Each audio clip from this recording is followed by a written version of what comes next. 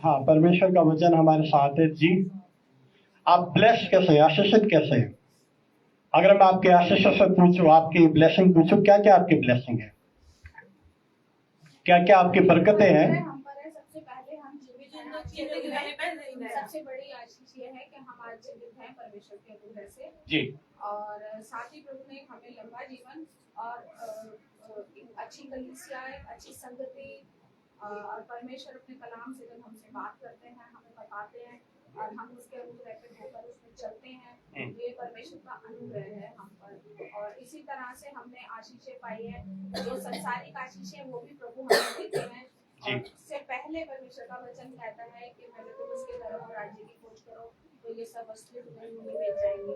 तो सच में जब हम कलाम को सीखते हैं, उसको सुनते हैं, उस पर चलते हैं, तो परमेश्वर हमें अपनी आशीषें करता है। जी, पता है, काफी हद तक सही बताया, पर इसमें मैं और कुछ आपको एड ऑन करना चाहूंगा, देखना चाहूंगा कि अगर आप इस बात को देखें कि आम बरकतें, कॉमन ब्लेसिंग और स्पेशल ब्लेसिंग में क्या फर्क है, आम बरकतें और खास बरकतों में क्या फर्क है, इस चीज को जानना बहुत जरूरी है। क्योंकि कभी कभार हम इन बरकतों को सोचते हैं कि ये खुदा की ओर से दी हुई नेमत है या खुदा की ओर से मिला हुआ एक अनुग्रह है, पर इसको हमें समझना बहुत जरूरी है कि परमेश्वर ने इन दोनों चीजों को अलग रखा है। उस अलग होने के लिए हमें कुछ काम करने बहुत जरूरी है, समझना बहुत जरूरी है। और इस बात को हम याद रखें कि परमेश्वर ने इंसान के लिए बरकतें रखी है और सब बरकतें सबको वो समान रूप से देता है, एक समान वो परमेश्वर देता है। मेरे साथ आप निकालें मत्ती रचित सुसमाचार उसका 5वां अध्याय और 45वां पद जी। 5 का 45। यहाँ पर इस प्रकार से लिखा है, जिससे तुम अपने स्वर्गीय पिता के संतान ठहरोगे, क्योंकि वह भले और बुरे दोनों पर अपना सूर्य उदय करता है और धर्मी और अधर्मी दोनों पर मेघ बरसाता है। आमीन। अब बहुत समझने वाली बात है, कुछ हद तक आपको क्लियर होएगी। ये कॉमन ब्लेसिंग है, जहां आपने अभी देखा ये आम बरकत है जो विश्वासी के जीवन में भी है और गैर विश्वासी के जीवन में भी है। तो इसमें कोई बहुत कमाल बात नहीं है, बहुत एक्साइटेड होने की हमें जरूरत नहीं है, क्योंकि कलाम हमें सिखाता है कि परमेश्वर हर एक जन को एक समान देता है। इसमें विश्वास होना या ना होना कोई बहुत बड़ी बात नहीं है, क्योंकि सभी को मिल रही है ये, है ना। सबसे बड़ी बात, जैसा बहन ने बताया, जीवन मिला, वो गैर विश्वासी को भी मिलता है ना। हेल्थ मिली, वो गैर विश्वासी को भी मिलती है। घर है, पैसा है, जॉब है, इवन बच्चे भी है, वो भी गैर विश्वासी को मिलते हैं। तो ये सब कॉमन ब्लेसिंग है। हवा, पानी, सारी चीजें ये सब कॉमन है, ये परमेश्वर हर एक जन को देता है। तो इस बात को समझना बहुत जरूरी है। कभी कभार हम इस चीज को परमेश्वर की आशीषों से जोड़ देते हैं, पर इस चीज को समझना बहुत जरूरी है, ये ऐसा नहीं है। ये परमेश्वर गैर विश्वासियों को भी देता है। परमेश्वर के जन के लिए क्या आशीषें हैं, इस बात को समझना बहुत जरूरी है। क्या आशीषें हैं वो, और कभी कभार जब इन आशीषों को हम देखें तो परमेश्वर हमसे बातचीत करता है ना। निकालिए मेरे साथ भजन संहिता 103 और 1 से 5 आप पढ़े मेरे लिए। हे मेरे मन, यहोवा को धन्य कह जी। और जो कुछ मुझ में है वह उसके नाम को धन्य कहे। जी। हे मेरे मन, यहोवा को धन्य कह और उसके किसी उपकार को ना भूलना। वही तो तेरे सब अधर्म को क्षमा करता और तेरे सब रोगों को चंगा करता है। वही तो तेरे प्राण को नष्ट होने से बचा लेता है और तेरे सिर पर करुणा और दया का मुकुट बांधता है। वही तो तेरी लालसा को उत्तम पदार्थों से तृप्त करता है, जिससे तेरी जवानी उकाब के समान नई हो जाती है। नई हो जाती है। ये ब्लेसिंग जो है ये परमेश्वर देता है, पर किसको देता है? जो परमेश्वर का धन्यवाद करता है। अब सबसे जरूरी बात,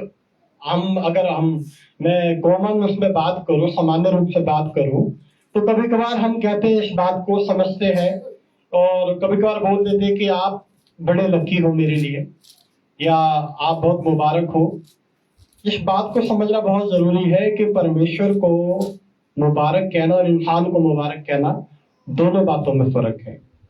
परमेश्वर को जब हम मुबारक कहते हैं तो उसका मतलब क्या है? परमेश्वर को अगर हम कहें कि परमेश्वर मुबारक है, ब्लेस्ड है, इसका मतलब क्या है? क्योंकि परमेश्वर स्तुति और महिमा के योग्य है, वो सर्वशक्तिमान परमेश्वर है, वो दर्जा हम किसी व्यक्ति को नहीं दे सकते, है ना। और जब हम किसी व्यक्ति को मुबारक कहते हैं उसमें भी फर्क है। उसमें ये फर्क है कि परमेश्वर का अनुग्रह उसके साथ है, वो अपने आप ब्लेस्ड नहीं हो गया, परमेश्वर का कलाम उसके जीवन में कार्य करता है। दाऊद इस बात को कहता है, मेरी जान खुदावन को मुबारक कहे, उसके किसी उपकार को ना भूल। सबसे जरूरी बात यह है, और आज हम सीखेंगे बहुत खूबसूरत बातों को, आज हम सीखेंगे कलाम में। जब मैं कल इसको तैयार कर रहा था तो परमेश्वर ने बहुत खूबसूरत बातें करी, और कभी कभार हम कॉमन ब्लेसिंग को लेकर शैतान हमारे जीवन में काम करता है। वो हमें स्पेशल ब्लेसिंग यानी खास बरकतों की तरफ लेकर जाना ही नहीं चाहता। वो चाहता है कि इन्हीं कॉमन बरकत में हम क्या है, इन्वॉल्व रहे, इसमें ही हम क्या है, बिजी रहे, इसमें ही उलझे रहे। और सबसे पहले जब हमें स्पेशल ब्लेसिंग चाहिए, वो स्पेशल ब्लेसिंग क्या है उसको समझना बहुत जरूरी है कि खास बरकतें परमेश्वर ने एक विश्वासी के लिए रखी है, गैर विश्वासी के लिए नहीं रखी। उसके लिए कुछ काम करना बहुत जरूरी है। उस ब्लेसिंग में क्या है, संसारिक चीजें तो आपको मिलेंगी मिलेंगी, पर साथ में आपको कुछ रूहानी आशीषें भी परमेश्वर देगा, वो बरकतें भी देगा, जब उसका वायदा है। निकालिए पहला पत्रस, पहला काम जो आपको करना है वो समझना बहुत जरूरी है। पहला पत्रस उसका 3रा अध्याय और 9वां पद। बुराई के बदले बुराई मत करो और ना गाली के बदले गाली दो, पर इसके विपरीत आशीष ही दो, क्योंकि तुम आशीष के वारिस होने के लिए बुलाए गए हो। आमीन। बुलाए गए हो। मैं हमेशा एक बात कहता हूँ कि परमेश्वर ने आपको ब्लेस किया है और आप ब्लेसिंग कह रहे हो। मसीह लोग जो है आशीषित है। कैसे आशीषित है? यदि हम अपनी कॉलिंग को पहचाने, अपनी बुलाहट को हम पहचाने, गाली के बदले गाली ना दे, बुराई के बदले बुराई ना करे। ये तालीम केवल और केवल सिर्फ और सिर्फ इंजील में मिलती है। आप दुनिया की कोई भी किताब पढ़ ले, कितना ही बड़ा स्कॉलर हो, कितना ही बड़ा ऑथर हो, वो इन बातों को आपको देखने को नहीं मिलेगा। जो इंजील हमें तालीम देती है, जो खुदावंद का कलाम हमसे बातचीत करता है, दूसरों के लिए मोहब्बत, दूसरों के लिए नम्रता, दूसरों के लिए दीनता, ये स्वभाव जब तक आपके अंदर नहीं होगा, मेरे अंदर नहीं होगा, खुदावंद की हम वो आशीषें नहीं ले सकते जो एक विश्वासी के लिए रखी है। इस बात को पतरस बड़ी सफाई से कह रहा है कि अपनी बुलाहट को पहचानो कि तुम काहे के लिए बुलाए गए हो। थोड़ा नीचे और बड़े बहन जी।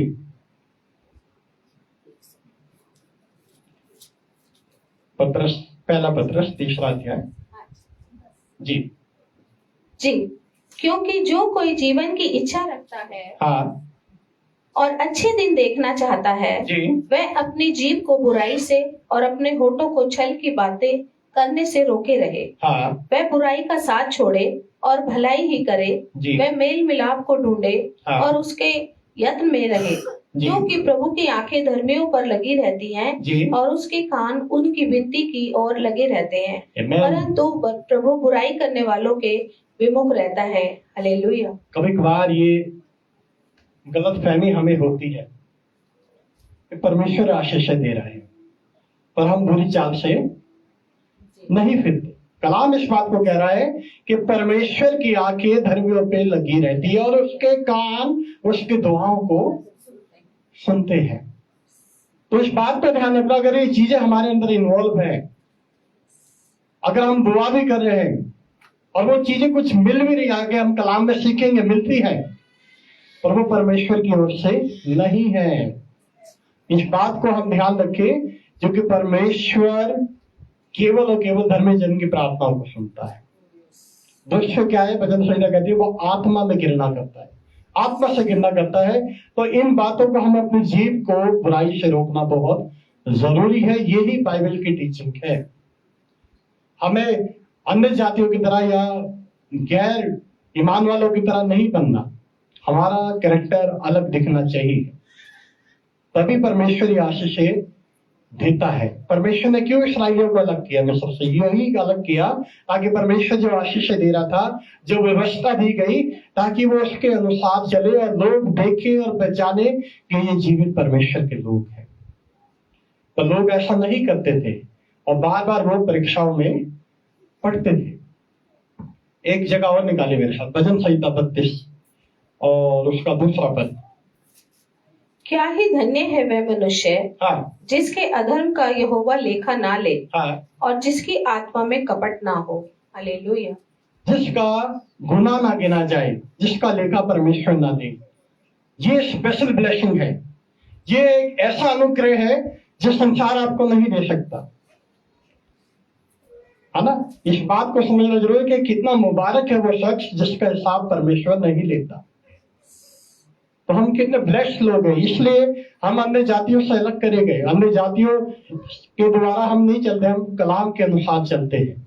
और जब हम कलाम के अनुसार चलते हैं तो हमारी खताओं को परमेश्वर माफ करता है, उन्हें हिसाब में नहीं लाता।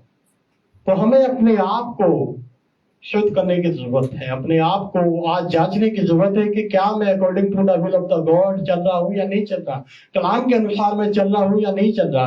कहीं ना कहीं मेरे से मिस्टेक हो रही है, क्योंकि याकूब के पत्री साहब कहती है कि जीव के वश में जीवन और मृत्यु दोनों है। परमेश्वर आया इसलिए आया ताकि वो अनंत जीवन दे, और वो अनंत जीवन कैसे मिलेगा? जब हम कलाम में बने रहेंगे। और शैतान चाहता है कि आज इस कलाम को छीन लिया जाए, इस कलाम की बातों को एक विश्वासी के जीवन में सटा दिया जाए और वो तमाम चीजें दिखा दी जाए कि तेरी जॉब अच्छी है, तेरी एजुकेशन अच्छी है, तेरे पास पैसा है। ये सब परमेश्वर की ओर से दिया हुआ है, और परमेश्वर ये नहीं चाहता। परमेश्वर चाहता है कि सबसे पहले हम अपने मन की रक्षा करें, अपने आत्मा की रक्षा करें, क्योंकि ये पैसा, ये धन दौलत परमेश्वर के साथ महिमा नहीं करेगी। महिमा आपका और मेरा आत्मा करेगा परमेश्वर के साथ। इस बात को समझना बहुत जरूरी है। पहला पद और निकाले, पहले का पहला, भजन संहिता पहले का पहला। क्या ही धन्य है वे पुरुष हाँ, जो दुष्टों की युक्ति पर नहीं चलता जी, और न पापियों के मार्ग में खड़ा होता हाँ, और न ठट्टा करने वालों की मंडली में बैठता है। ये कैरेक्टर होना चाहिए एक मसीह का, एक विश्वासी का, कि वो अपने मार्ग को, अपनी जो संगति है उसको दुरुस्त करे, वो परमेश्वर के वचन के अनुसार चले। ऐसे संगति से दूर है जिसके कारण उसकी आत्मिकता क्या है? भंग होती है, जिसके कारण उसका परिवार परेशान हो जाता है, परमेश्वर से दूर हो जाता है। इस चीज पे काम करना बेहद जरूरी है। जब हम ऐसे काम करेंगे तो परमेश्वर ने एक वायदा हमारे साथ किया है ना, एक वायदा किया है कि जब मैं अपने पिता के घर में हूंगा और जब तुम्हें लेके जाऊंगा तो हम सब क्या है, एक बड़ा आनंद मनाएंगे। वो आनंद कैसे मनेगा? पता है उसके कपड़े कैसे होंगे? आप निकालिए प्रकाशित वाक्य 3 अध्याय और 5वां पद और 22 का 14। जी, प्रकाशित वाक्य 3 अध्याय 5वां पद। यहाँ पर इस प्रकार से लिखा है, जो जय पाए उसे इसी प्रकार श्वेत वस्त्र पहनाया जाएगा और मैं उसके नाम के जीवन की पुस्तक में से किसी रीति से ना काटूंगा, पर उसका नाम अपने पिता और उसके स्वर्गदूतों के सामने मान लूंगा। जिसके कान हो वह सुन ले कि आत्मा कलीसियाओं से क्या कहता है। क्या कहता है? कलीसिया से परमेश्वर बात कर रहा है, कलीसिया से बात कर रहा है कि आत्मा क्या कहता है कि जिसने सफेद रंग की जिसने पोशाक पहनी हुई है। आगे पोशाक के बारे में हम जानेंगे क्या है ये पोशाक और इसको कैसे हमने साफ करना है। परमेश्वर का वायदा है, परमेश्वर कहता है कि मैं स्वर्ग दूतों के सामने और अपने पिता के घर में क्या है, तुम्हारा स्वागत करूंगा, तुम्हारा मैं नाम को लूंगा। तो आज आपको और मेरे को देखना है कि क्या हम इस लायक है कि परमेश्वर हमारा नाम ले। क्या हम अपने नाम को आज परमेश्वर के लिए ग्रहण योग्य ठहरा रहे हैं? क्या हमारा कैरेक्टर परमेश्वर को महिमा दे रहा है?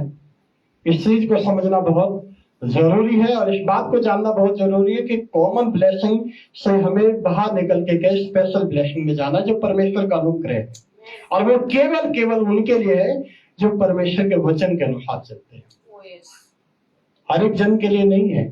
तो इस बात को आज आप करेक्ट करें कि ये संसारिक चीजें हैं, इनकी एक एज है। जब तक आप संसार में है, जब तक ये आशीष आपके साथ है, तो जब आप संसार से चले जाओगे तो ये आशीष भी चली जाएंगी। पर जब परमेश्वर के साथ बना रहता है, वो संसार की आशीष भी लेगा और अनंत जीवन की भी वो आशीष लेगा। तो इस बात को हमें जानना जरूरी है कि हमारी दौड़ इस संसार से परे है, संसार के अंदर नहीं है। संसार में हमें परमेश्वर को महिमा देनी है। जो भी कंडीशन हमारी हो, जैसे भी हो, परमेश्वर का हम धन्यवाद करें। जी 22 का 14। धन्य वे हैं जो अपने वस्त्र धो लेते हैं। हाँ, धन्य वो है, मुबारक है वो शख्स जो अपने कपड़ों को धो लेता है।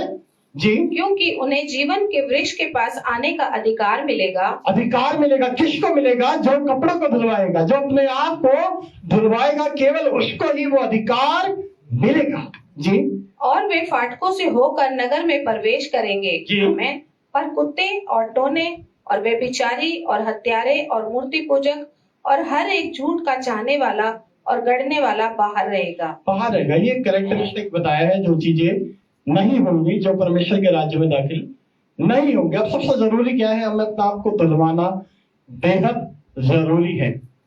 संसारिक चीजों से नहीं, संसारिक साबुन से नहीं, संसारिक शैम्पू से नहीं, बल्कि परमेश्वर के कलाम के अनुसार चलकर हमें अपने आप को धुलवाना बहुत जरूरी है। वो क्या सर्फ है, वो क्या साबुन है, देखेंगे।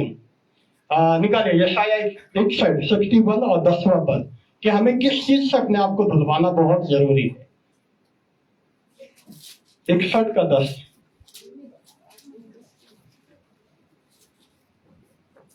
जी, यहाँ पर इस प्रकार से लिखा है, मैं यहोवा के कारण अति आनंदित होऊंगा, मेरा प्राण परमेश्वर के कारण मगन रहेगा, क्योंकि उसने मुझे उद्धार के वस्त्र पहनाए और धर्म की चद्दर ऐसे उड़ा दी जैसे दूल्हा फूलों की माला से अपने आप को सजाता और दुल्हन अपने गहनों से अपना श्रृंगार करती है।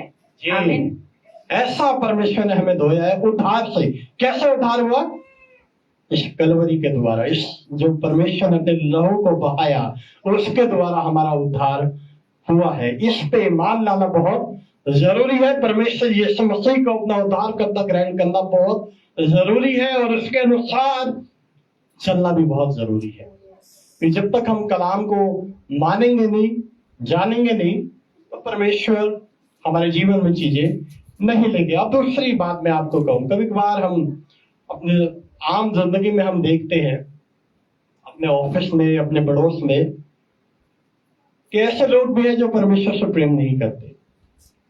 ज्यादातर है, कलीसिया में ज्यादा होते हैं, जो केवल और केवल परमेश्वर को केवल ब्लेसिंग के लिए ही या चंगाई पाने के लिए इस्तेमाल करते हैं और संसारिक चीजों में ज्यादा इन्वॉल्व रहते हैं। और आप देखते हैं कि आप कभी कभार एक विश्वासी को उड़ता भी है कि मैं सारी आज्ञाओं को मानता हूं, मैं सारी चीजों को करता हूं, फिर भी मेरे पास ये चीजें नहीं है, मैं उससे ज्यादा बेटर डिजर्व करता हूँ, उससे ज्यादा मेरे को मिलना चाहिए, पर वैसा मुझे नहीं मिल पा रहा है। पर एक गैर विश्वासी बहुत ज्यादा बढ़ रहा है, या ऐसा व्यक्ति जो परमेश्वर के साथ क्या मिलावट के साथ जी रहा है, चर्च में कुछ है, कलीसिया में कुछ है, निजी जीवन उसका कुछ है, परमेश्वर उसको बढ़ा रहा है। तो कभी कभार शैतान हमारे मन को कच्चा करता है। पर अय्यूब एक वादा देता है, यदि आप अय्यूब को पढ़े तो एक विश्वास अय्यूब की पत्री से हमें देखने को मिलता है कि एक विश्वासी के जीवन में चाहे कैसे ही कंडीशन क्यों ना हो, यदि वो विश्वास में बना रहेगा तो परमेश्वर उसको बढ़ाता है। निकालिए अय्यूब उसका 22वां अध्याय और 15 से 27 आप पढ़े। क्या तू उस पुराने रास्ते को पकड़े रहेगा जिस पर अनर्थ करने वाले चलते हैं? क्या तू उस पुरानी राहों को पकड़े रहेगा जिस पे शरीर चलते हैं, जिस पे दुष्ट चलते हैं? इस बात को समझना बहुत जरूरी है। अय्यूब बातचीत कर रहा है, ये क्या तू उन पुरानी राहों पे ही चलता रहेगा? तो परमेश्वर को जानता भी है, मानता भी है, और उसमें तू विश्वास क्यों नहीं करता? जी, वे अपने समय से पहले उठा लिए गए जी, और उनके घर की नींव नदी बहा ले गई। जी, उन्होंने परमेश्वर से कहा था, हमसे दूर हो जा, हाँ। और यह कि सर्वशक्तिमान हमारा क्या कर सकता है? हाँ, दुष्ट ने शरीर ने एक बात कही कि खुदावन हमारा क्या कर सकता है। कौन है खुदावन? जो कुछ भी हम है, हम अपने जोर से है। मैं अपनी एजुकेशन से हूं, और याद लिखा है बहुत कि जो खुदा से कहते थे कि हमारे पास से चला जा, और ये कादिर मुगलक हमारे लिए क्या कर सकता है। खुदा हमें कुछ नहीं देता। कई बार हमारे मुंह से ही निकल जाती है, जो कुछ मिला है मेरी मेहनत से मुझे मिला है। शैतान ये चीजें हमारे मुंह में लेकर आता है कि हम जो कुछ भी है अपने जोर से है। ऐसी बातें ये नूह के समय की बातें बता रहा है अय्यूब, चूंकि अय्यूब नबी भी था, और वो बता रहा है कि उस समय लोग क्या है, नूह का मजाक उड़ाते थे, क्योंकि नूह ही अपने समय में क्या धर्मी गिना गया, अपने सोसाइटी में धर्मी गिना गया। और आज भी वैसे ही सोसाइटी है, वैसा ही माहौल हमारे अंदर पाया जाता है कि लोग हमारा मजाक उड़ाते, ठट्टा उड़ाते। कि कब तक तुम परमेश्वर को पकड़े रहोगे? कब तक इतना संसार के साथ चलना भी होता है, थोड़ा संसारिक बनना भी बहुत जरूरी है। पर जब आप अय्यूब को पढ़ते हैं, बहुत खूबसूरत बातों को बताता है। जी आगे बढ़िए। तो भी उसने उनके घर अच्छे अच्छे पदार्थों से भर दिए, परंतु दुष्ट लोगों का विचार मुझसे दूर रहा। परमेश्वर ने आशीष दी उनको। जो गलत विचार के लोग थे, तो इस बात को समझना बहुत जरूरी है कि जब शैतान इन बातों को लेके आता है कि जब एक व्यक्ति बढ़ रहा है तो हमें कुड़ना नहीं है। ये परमेश्वर उसको बढ़ा रहा है, काहे के लिए बढ़ा रहा है? कभी कभार हम देखते हैं कि वो सारे काम गलत करता है, सारी चीजें गलत होती है उनके घर में, और वो क्या चीजें घर के बाहर लिखा रहता है कि यहोवा मेरा चौपान है। बड़ी बड़ी आयतें घर के बाहर लिखी रहेंगी, पर आप अंदर जाएंगे तो सारे ऐसे काम होते जो परमेश्वर को पसंद ही नहीं है। गैर कानूनी काम भी, कोई ऐसी चीजें भी करते हैं जो ना जिससे ज्यादा समाज देता है ना बाइबल देती है। फिर भी वो बड़ी बड़ी बातों को लिखते हैं, और इन बातों को देखते हैं और कहते हैं कि परमेश्वर कुछ भी नहीं है, जो भी है हम अपने जोर से हैं। जो भी हम परमेश्वर को पहुंचा देते, ऐसे कोई बात नहीं है। जी आगे।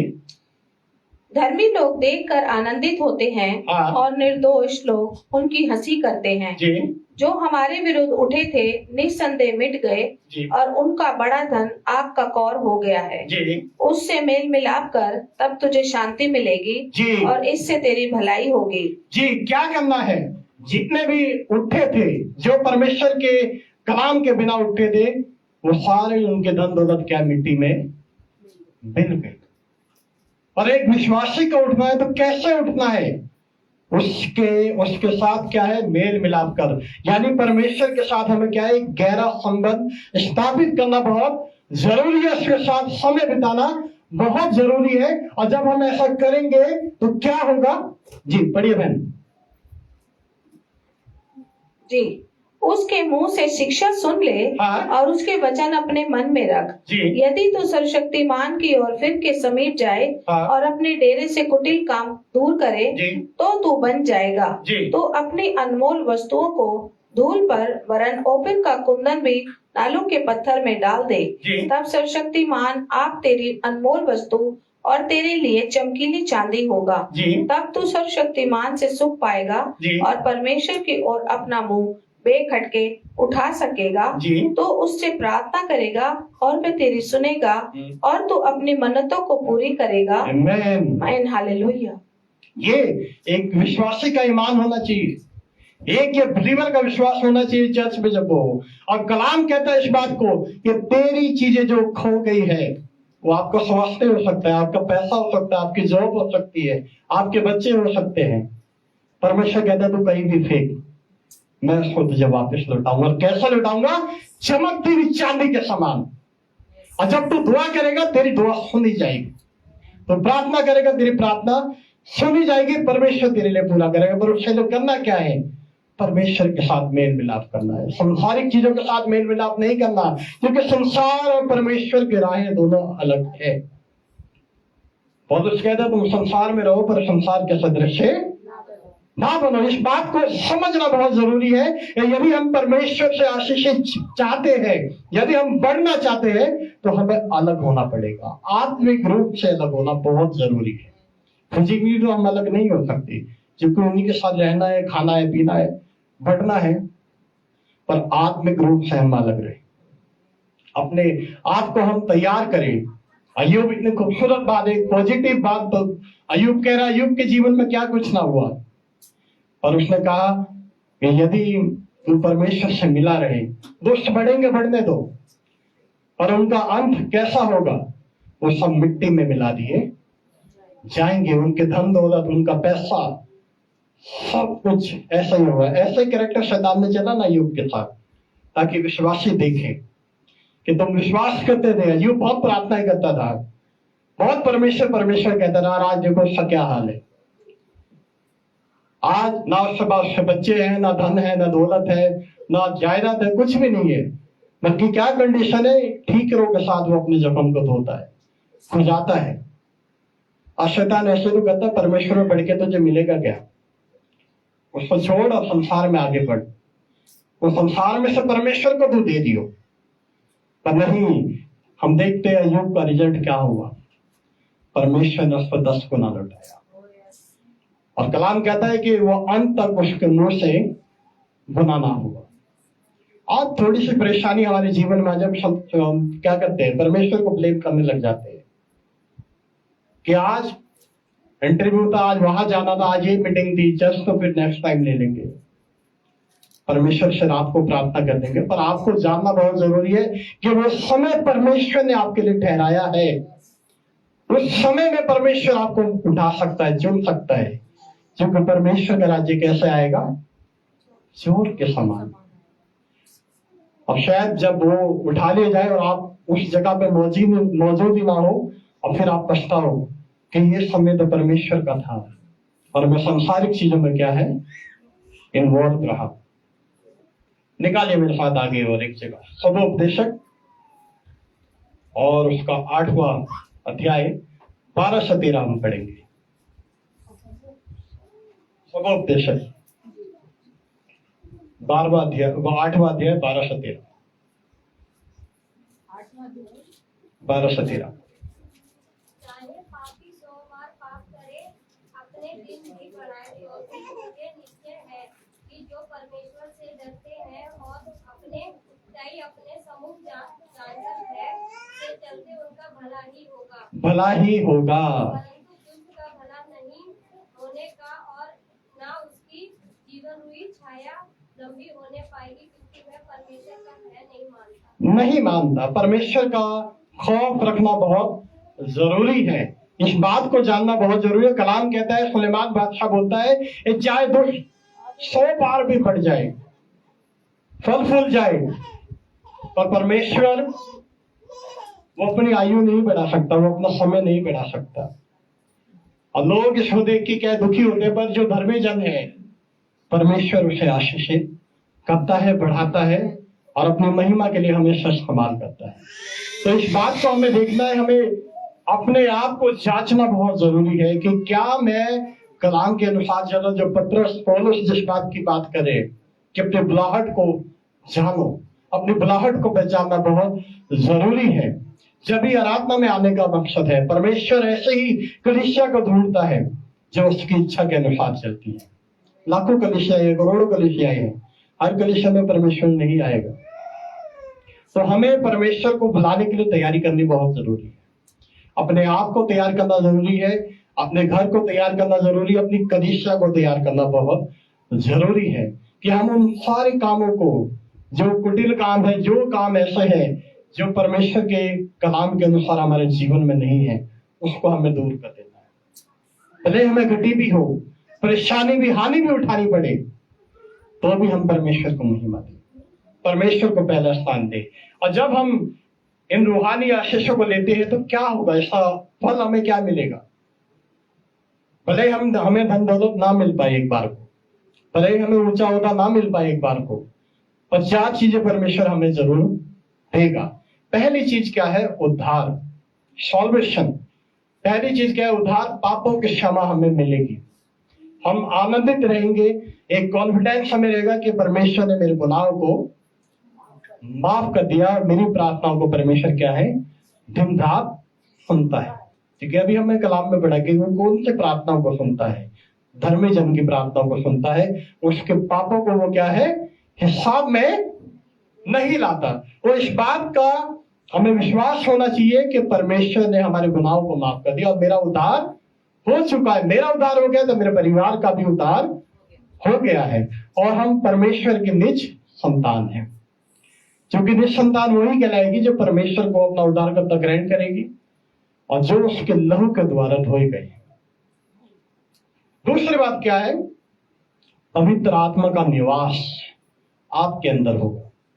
तो होली स्पिरिट जो है वो आपके अंदर कार्य करेगी। जो कलाम कहता है जब तुम पवित्र आत्मा को पाओगे तो मेरी सामर्थ को देखोगे। और ये क्या है?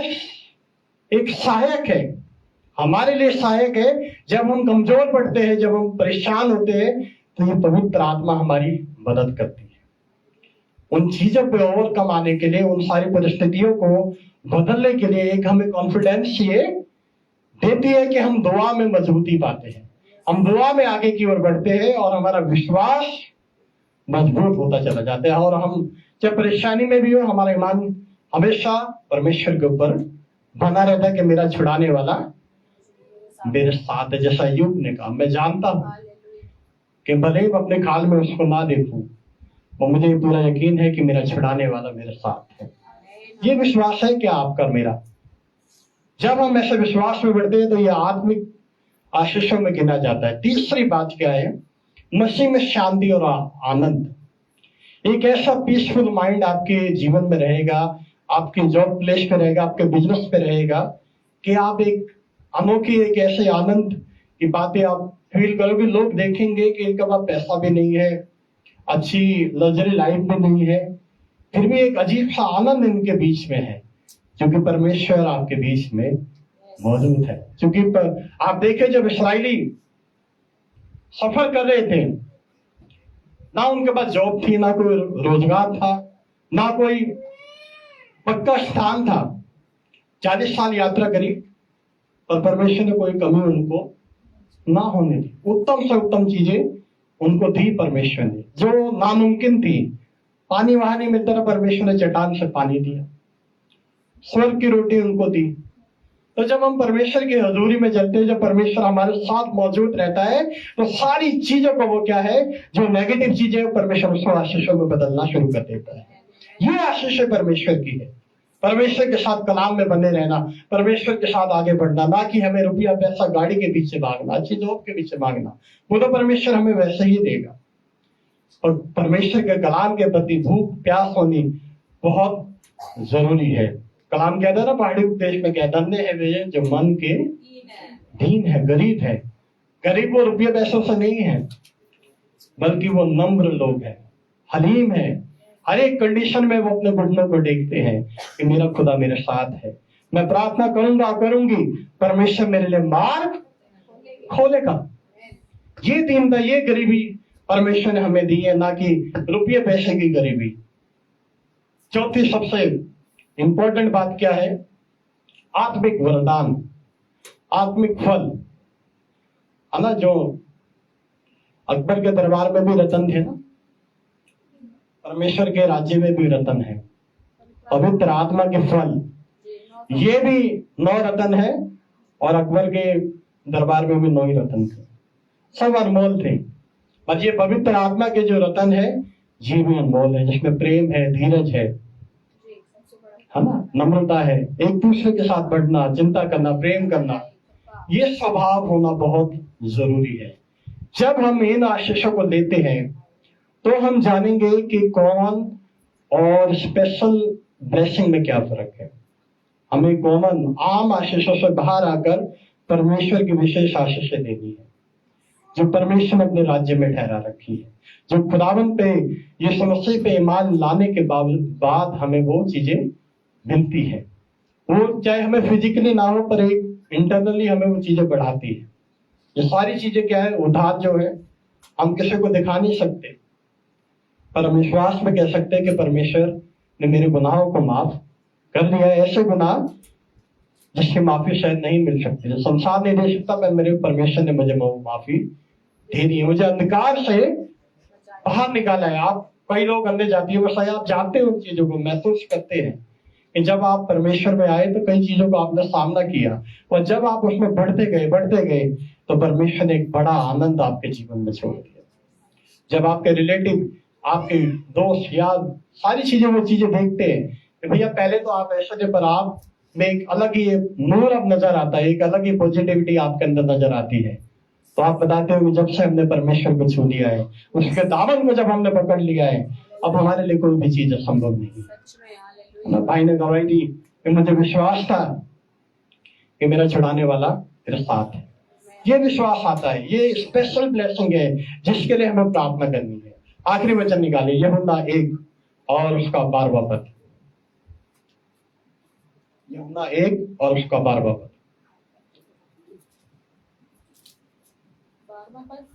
हाँ, 1 का 12। परंतु जितनों ने उसे ग्रहण किया, हाँ, उसने उन्हें परमेश्वर की संतान होने का अधिकार दिया। अधिकार दिया जी। अर्थात उन्हें जो उसके नाम पर विश्वास रखते हैं, हाँ। वे ना तो लोगों से, ना शरीर की इच्छा से, ना मनुष्य की इच्छा से, परंतु परमेश्वर से उत्पन्न हुए हैं। आमेन। परमेश्वर से उत्पन्न हुए। इस बात को जाना कि जितने उसमें विश्वास, हर एक जन नहीं है, हर एक नहीं है इसमें, इस बात को समझना जरूरी है। जितने विश्वास करते हैं और जिसने उसको अपना उद्धारकर्ता मानते हैं, ना वो लहू से, ना मनुष्य से, बल्कि वो परमेश्वर की ओर से ठहराए गए। तो आज आपने अपनी बुलाहट को किसी मनुष्य के लिए नहीं, संसार की चीजों के लिए नहीं, बल्कि परमेश्वर के लिए ठहराना है कि परमेश्वर आज से मैं और मेरा घराना पिता तेरे लिए समर्पित है। जब आप इन चीजों को लेकर चलेंगे तो परमेश्वर अपने आप आपके जीवन में कार्य करेंगे। वो सारी आशीषें परमेश्वर उड़ेल देगा, चूंकि उसका कलाम कहता है, परख के देखो कि यहोवा कैसा भला परमेश्वर है ना। याकूब की पत्री में लिखा है, साफ लिखा है कि तुम मांगते तो हो पर तुम्हें मिलता नहीं है, क्योंकि तुम बुरी इच्छा से मांगते हो। क्योंकि हम संसारिक इच्छाओं के हमसे मांगते हैं, संसार की बातों को हम मांगते हैं। हमें परमेश्वर के राज्य को मांगना है। परमेश्वर, मैं पूर्ण रीति से पिता समर्पित करता हूँ अपने आप को, पिता आप मुझे खर्च कीजिए। जब आप परमेश्वर के लिए खड़े होंगे तो परमेश्वर आपका युद्ध अपने आप लड़ेगा। हर एक क्षेत्र में आपके हर एक उन जगहों पे जो आपके लाइफ में जहां भी आपको ऐसी चीजें महसूस करे कि यहाँ मैं ग्रो नहीं कर पा रहा, यहाँ मैं बढ़ नहीं पा रहा, वहां परमेश्वर आपके लिए कार्य करेगा। क्योंकि हमें विश्वास करना जरूरी है, ना कि केवल एक भीड़ की तरह हमें चलना है कि चलो बराबर वाला ताली बजा रहा मैं भी बजा दूं, बराबर वाला आमीन बोल रहा मैं भी बोल दूं, बराबर वाला चल जा रहा मैं भी चलूं, पर उसको पता नहीं है वो आप काय के लिए आ रहा है। इस चीज को जानना जरूरी है कि परमेश्वर हमेशा एक ऐसे व्यक्ति को पसंद करता है जो शरीर से भी और आत्मा से भी उसको महिमा दे। तो हमें जीवता बनना बहुत जरूरी है। तो आप देखोगे आपकी कहीं भी सोची भी बातें परमेश्वर पूरी करेगा। आप आमीन में नहीं बोलोगे, परमेश्वर आपके लिए सब कुछ पूरा कर देगा, क्योंकि परमेश्वर आपकी चिंता करता है। वो कहता है कि मैं तेरे मांगने से पहले जानता हूं तुझे किस चीज की जरूरत है। और एक चीज परमेश्वर साफ कह रहे थे कि जो डाली मुझ में बनी रहती है वो फलवंत होती है। यानी वो डाली फेंक दी जाए, तोड़ दी जाए, तो वो अपने आप में कोई वजूद नहीं रखती, क्योंकि जब तक आप जुड़े नहीं रहोगे परमेश्वर से, आशीष भी आपको नहीं मिल पाएंगे। और जब आप फल लाओगे, एक ऐसा फल लाओगे आत्मिक फल, तो वो आपके लिए भी इस्तेमाल होगा और दूसरों के लिए भी इस्तेमाल होगा। इसलिए परमेश्वर ने आपने कहा कि तुम पृथ्वी के नूर हो। तो हमें नूर बनना बहुत जरूरी है। और कॉमन ब्लेसिंग को छोड़ के परमेश्वर के द्वारा हमें आगे की ओर बढ़ना है कि परमेश्वर तू अपनी इच्छा के अनुसार मुझे चला। परमेश्वर जो भी हो, जैसा भी हो, परमेश्वर तेरी महिमा के लिए इस्तेमाल होता चलेगा। आप देखेंगे कि परमेश्वर, आप पूरी बाइबल देखे, परमेश्वर ने ऐसे लोगों को इस्तेमाल कराए जिनका बहुत बड़ा जिक्र नहीं था, फिर भी परमेश्वर ने अपनी महिमा के लिए उनको इस्तेमाल किया और उनके जिक्र बाइबल में मिलता है। और जब आप अपने आप को इस्तेमाल करोगे, आपका जिक्र पता कहाँ मिलेगा? जीवन की पुस्तक में, जो अभी हमने पढ़ा। और यीशु मसीह ने इसके विषय में कहा है कि मैं स्वर्ग दूतों के सामने और अपने पिता के सामने तुम्हारी स्तुति करूंगा। तो आओ हम सब आनंद बनाए, परमेश्वर के कलाम को आदर दे, महिमा दे। पिता, आज से मैं गलत चलता रहा, चलती रहूं पिता, पर अभी से मैं अपने आप को तेरे सामने रखती हूँ। ईश्वर के पिता, हम तेरे सामने आते हैं पिता, तो दिलों और गुर्दों को जांचने वाला परमेश्वर है पिता। खुदावन हमें शैतान खुदावन बहुत सीमित कर देता है पिता। वो आर्टिफिशियल ब्लेसिंग देकर हमें